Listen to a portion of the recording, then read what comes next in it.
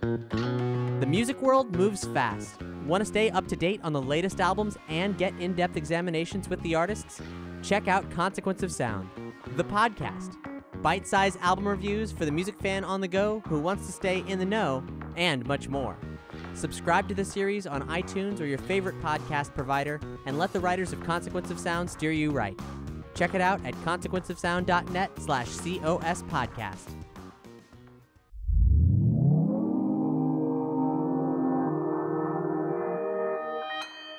Consequence Podcast Network.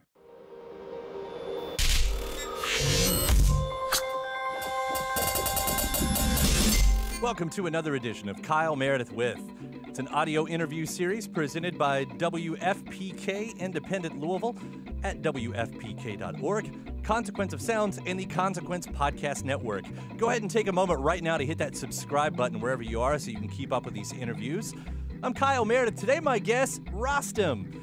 You know him maybe from Vampire Weekend, maybe from the album he did with Hamilton Lighthouser, maybe from working with Hyam, but hopefully you also know him from his solo career, which started in earnest just a couple years ago with his debut record, Half-Light. He and I are going to be talking about a brand new single he put out into the world this year called In a River, as well as the remix album that preceded it. We'll get into what it's like to be a solo artist, leaving a band like Vampire Weekend, what we can expect from his sophomore album, future collaborations, his taste in Madonna, which happens to echo my taste in Madonna, and also a little bit of news on him working with Ezra from Vampire Weekend.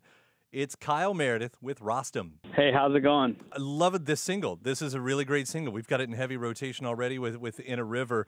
Right now, it's just kind of a one-off track, right? Well, yeah, this song, it feels like I had to put it out this year because I played it at every show in 2018, and we did shows all over America and Europe, and every time we played it, we just got this incredible response. So I felt like this obligation to finish the recording and put it out into the world. You know, with your solo record that came out last year, I had read that a lot of those songs had started like being written like years ago. And, you know, does it feel like you're finally getting to that clean slate where you can kind of put the past behind you in that sense, and a song like this is brand new? Yeah, it felt like some of those songs took a long time to finish, and I would start a song in 2011 and write everything except for the bridge, and then, it didn't feel like a finished song until I had the bridge right exactly how it needed to be. So a lot of the songs on Half-Light, they started earlier, and then it took time to get them exactly right. Yeah, this song, it is new, and yeah, it feels like there's a kind of a groundswell of new songs that are coming out of me. I'm always going to take time to get things right because I really believe like it lasts forever. So I'm always going to be trying to please that perfectionist side of me, but it also feels like it's like there's more coming down the assembly line. So it feels like I'm in a good place. So far, it has lasted forever. I mean, at the second, it is lasting forever. You're completely right. But, it's also interesting because there's that whole line that, we've all heard a million times that an artist has their whole life to write their first record. And that essentially makes what you're going into now is that sophomore record, even though in this warped version of whatever, that of your career, you've also got, half a dozen other records and everything, with everything else that you've done. So I don't know how you look at that. Like, what's a sophomore record versus Vampire Weekend, Hamilton Lighthouser, collaborations, et cetera, et cetera? Yeah, I think at the end of the day, the music that it comes out as Rostam is expressing something kind of specific, and it's something that I think I was a little bit unsure if people would connect with over the years. I think I released songs in a kind of like sort of like unsure way. Like I would spend all night working on something and then put it out on SoundCloud in the morning. This is in 2011, for example. But I think over the years I really realized that there was something specific that I was talking about in my solo songs as Rostam that people were connecting with. And I think that there's certain things that I have to say kind of just as Rostam. And that's something that I've kind of learned over the years. So you're right. There is something specific about a second album as an artist that you have to prove and you have to do, and you have to be honest with yourself about what you want to say and what you think that, only you can say. So I'm someone in my life and in my career, I've gotten a lot of joy, and I continue to get a lot of joy out of collaborating with different people like Hamilton Lighthouser or Haim or Vampire Weekend. And I also get a lot of joy out of making songs on my own. So I've been able to do both, and I feel like I can continue to do both and, continue to be happy doing so. Some of those things that you're talking about that you can only talk about in your songs, what I'm guessing here is we're talking about the way you've written about love and sensuality in ways that I don't think I'd ever heard you write with anybody else. Yeah, I think that there's a lot you can do with a love song, and ultimately I am interested in saying something politically, even in the context of a love song. I think that ultimately some people try to say, like, music shouldn't be political, and I really disagree with that. I think that all music is inherently political. I think that there's a case to be made that music is politics. Like, if you look at all the music that's ever been made, it holds its own politics. Like, if you went out there into the world and said, I want to make music that's completely devoid of politics, that in and of itself would be a political statement. And it would be one that I would not agree with. I think it would be like kind of, I think you'd be making a mistake if you tried to do that. So, yeah, I guess I like the idea that you can write a song that is a love song that anybody from any background can feel an emotional connection to or a physical connection to. And at the same time, you can be doing something that's politically honest and true to what you feel and what you feel is important in the world. You're hitting on one of my all-time favorite Bob Dylan quotes there, too, which you almost said, I think, verbatim, and I'll paraphrase it, but when a reporter, accused him of not writing political songs, that's what he replied with. It was like, well, every song's a political song, it's... Well, yeah, I think Bob Dylan was someone who, he wrote songs that their politics in some cases were very out there in the open. And then in other cases, I think he wrote songs that were political, but in a somewhat coded way. And I think that's what makes his music connect with so many people is that, you can come to it from a lot of different angles. Well, not to overlook other parts of your music, too, that it's insanely catchy and sexy, too. I mean, the stories are sexy. The hooks are sexy. It's... what you're doing right now is some of the most fun music that's being put out there, not just within a river, but with last year's record as well. Man, thank you so much. Yeah, I think the response to In a River, it's been special from every performance, and now just with putting out the song, and it's been getting like this really direct response, and it feels really strong that people are connecting directly with the song, and I think they feel something from it, which is always what I want and what you want as an artist. It's what you want. Do you feel like you've found your voice as a solo artist at this point, or do you find yourself still searching to figure out what it is, if anything specific, Well, I've always loved artists that evolve. So I've always loved bands like Radiohead, where it's kind of unclear, like, what exactly is their sound. Right. It's something that continued to change. And the first band that I ever really loved was U2, but the album that I got into with U2 was Achtung Baby,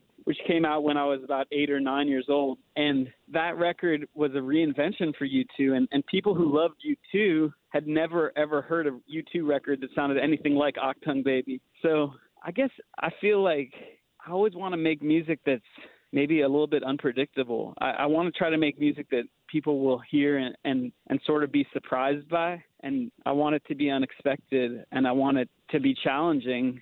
But yeah, like you said, I'm also interested in making music that's catchy. That to me is kind of like it's one of the challenges. Like, can you make music that's progressive but also that's catchy? And then also it's you had a large platform which you could leap from, and we're talking about you leaving Vampire Weekend for this career that you've taken on. That rarely means a parallel. For a lot of artists, that sort of means starting over. And I don't know if it's felt like one or the other for you, because you do get to leap from something up high, and so there is a certain amount of people who will come with you. So it's not exactly starting from scratch, obviously. But does it feel like it's having to sort of rebuild or reconstruct what was there? I think we live in an interesting era now where, because of the internet, people know more about music than they've ever known before. They've been able to learn more about music than they've ever been able to learn before. So I think we're in this era where people can say, like, they can come to your music because, hey, like, I love the production of that song, and that's what got me into your music. Or people can say, like, you know, you were on a playlist that one of my favorite artists made, and that's why I got into your music. So we're living in this era where everything is more connected than it's ever been before, and where knowledge is available. Like, when I was growing up and teaching myself about recording, there was no way I could know what someone my age at that time could know now. You know, you can go on YouTube and learn about all these really sophisticated recording and mixing techniques that you just couldn't learn that stuff as easily or as quickly back in the late 90s. And you just didn't have the access to the technology that you have now. It's like for $100 or $200, you can record anything you want, and you can mix things at a really high level. So I think we're in this new era where everything's connected. And yeah, some people might come to the music that I make through Vampire Weekend, through songs that I produce, through Hamilton Lighthouser, through a lot of different things. I like the idea that we're all kind of this tribe of musicians making music, working together, doing things together, doing things apart, and that we're building something all together, and we're kind of a sort of a movement that works together. And I think in terms of like going out and playing live, me playing with a string quartet, it's something pretty unique, and I don't think anybody has a live show that's like my live show. So in that sense, yeah, I am starting from scratch, but I also feel like I'm putting out something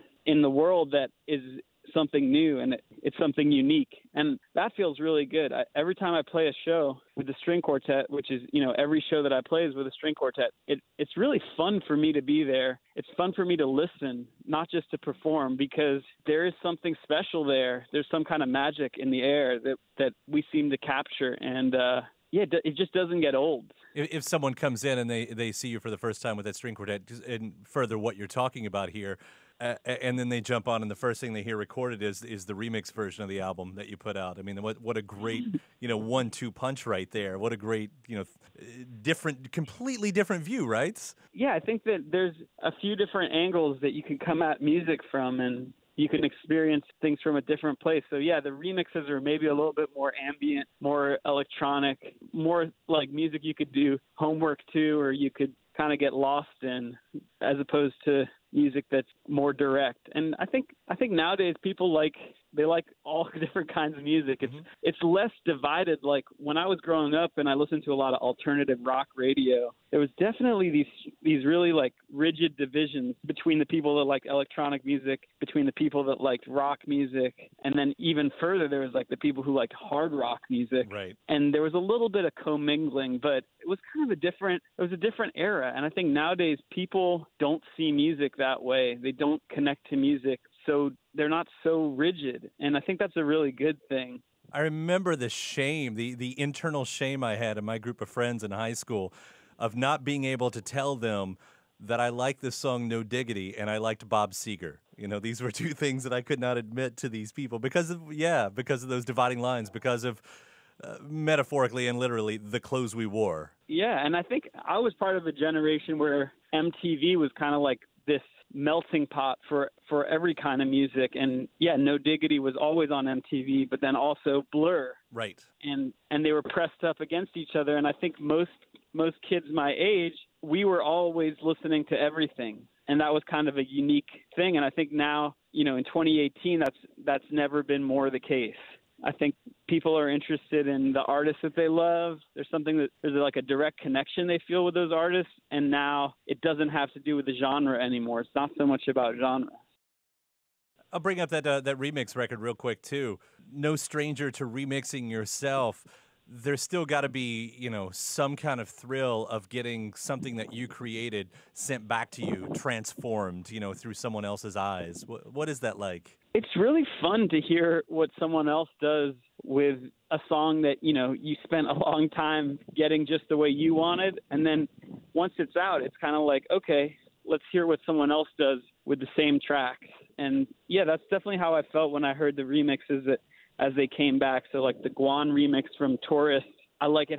I like how it sort of builds. It almost sounds like it felt to me like it was dropping you down on the sidewalk, and that the song was kind of playing out of every cafe along the sidewalk, and you were sort of getting glimpses of the song, and it was sort of building up from nothing. There's a great feeling that I think you get as an artist when you hear a remix and you can hear your own song kind of like between the window panes, so to speak. On the other end of stuff, I mean, again, In a River it's by itself, but does this mean you are working on the next record? Is it something that's going active at the moment? Yes, for sure. It's definitely something that's active. I have kind of a vision in my mind, and I have a ton of beats. I've definitely been kind of pushing myself to make a beat-driven record. So there's kind of like a little bit of a 90s vibe, and there's a lot of big drums. So I don't know where it's going to land, but it feels to me like something's congealing in terms of a sound for the next Rostam album. And I've been kind of like, revisiting an era of my life where I used to make like 3 or 4 beats every week, and I'm kind of getting back into that mode. So I'm just kind of in drum world, obsessed with drums, putting together drums, waking up in the morning, thinking about drum beats. That's kind of like the world that I'm in, which I think is a good place to be. It feels very healthy to be in drum world, as it were. And what do you? I mean, you've got to strike some kind of balance, right? Because you're still working with production with other artists, collaborations in the air. I mean, is there a certain balance that you have to make sure is there to make sure that you're fueling your own artistic project over here? Well, for me, it's pretty easy because most of the sessions that I do with other artists, those other artists are friends. So it's very casual. You know, it'll be like meeting at breakfast, and then, someone will say, hey, do you want to come get in the studio? Do you want to work on a song? Do you want to start a new song? Do you want to help me with this song that I started? So it's like most of what I do at this point in my life in terms of collaboration is with friends. So there's not much scheduling, and I kind of just fill up the rest of my time working on new Rostam stuff. So it's a pretty casual environment right now. That might have to change. I might have to jump into certain projects and be like, hey, I got to do this for the next 3 weeks or 3 months or however long this is going to take to finish. But for right now, I feel like I'm in a good zone in my life. It feels good to be at home and productive. I don't want to pass this over. You had mentioned 90s and beats a minute ago. I found a recent tweet of yours from a couple months ago where you were talking about your top 5 Madonna singles. And I was really happy that I'm pretty sure we have the same top 5 Madonna singles. Just a different order that I would place them in. I don't know if you put yours in order. I'd put mine in a different, but I think it's the exact same 5. Wow, I can't believe that. Because I think I have a weirdo taste in Madonna songs, but I'd be curious to hear what you think. Well, we're both obviously 90s people. We came of age around that time because you've got I'll Remember, Like a Prayer, Frozen, Take a Bow, and Material Girl. And so I'll Remember, Frozen, Take a Bow. I mean, those are all 90s songs, and Take a Bow and I'll Remember being some of her greatest ballads. I mean, the Remember record that was all ballads is still one of my all-time favorite records. No guilty pleasure at all there. And that Frozen album I can listen to frontwards and backwards, So when you talk about the 80s stuff, of course those two, Like a Prayer, Material Girl, it's 2 of the greatest songs. So, man, you nailed it. Awesome, man. I'm glad to hear that I don't have such a weird taste in Madonna songs. I didn't also know that I was going to completely deconstruct your taste in Madonna towards the end of this interview here, but I'll take it. I feel like there was one song that I realized I was maybe missing after I made that list, but now I can't think of what that one was. You'll have to get back to us on that one. I'll be curious, too. Maybe Don't Tell Me. Yeah, so that was, Joe Henry wrote that song. I don't know if you producer artist Joe Henry, that's her brother-in-law, and he did the original version of it, and it's just called Stop. And okay, I'll check that out. Yeah, because it's got this, I'm going to say it wrong, because I'm going to call it a Brazilian beat, and that's probably the wrong thing, but it's got this shuffle to it that's completely different. And cool. and the two sides of that coin, I love hearing both of those versions anyway, because they're both just as good as the other, but completely different. Great, I'll check that out. Yeah, and of course I'd be remiss. We know there's another Vampire album on there. We know you're not in the band. I don't know if it's known yet if you're a part of it yet or not in the Chris Wallace sort of way with Death Cab on that last record. Well, yeah, me and Ezra have worked on new music together. I don't want to comment yet, but I can say that we have worked on new music together, and that I think it's going to come out at some point. But I really don't want to comment more than that. But yeah, our creative relationship continues just as we said it would, and and our friendship endures. So that's basically what I'm cool with saying right now. And I think for all other official updates, those will come through official channels. But yeah, I'm definitely cool with saying that we've worked on new music and it'll come out at some point. Well, obviously your musical relationship has put a lot of good into the world, which we all appreciate. I'm such a big fan of the Rostam stuff too, and I appreciate what you're doing nowadays. And I thank you for talking with me about it as well. Thank you, Kyle. I appreciate that. All right, man. We'll hope to see you around. In the meantime, take care out there. All right, thanks. All Bye. right, bye. Hey, my thanks to Rostam right there. The new single is called In a River. Looking very forward to that new record when it does come out. If you haven't already, go ahead and hit that subscribe button so you can keep up with all of the interviews we put out here in the series. Whether you're listening on YouTube, iTunes, Podchaser, wherever you're getting this from, subscribe, give it a rating, leave a review, give us a comment, and then head over to WFPK.org. That's where I do a show every Monday through Thursday from noon to 3 Eastern, where you'll also find some bonus episodes of this series. I'm Kyle Meredith. I'll see you next time.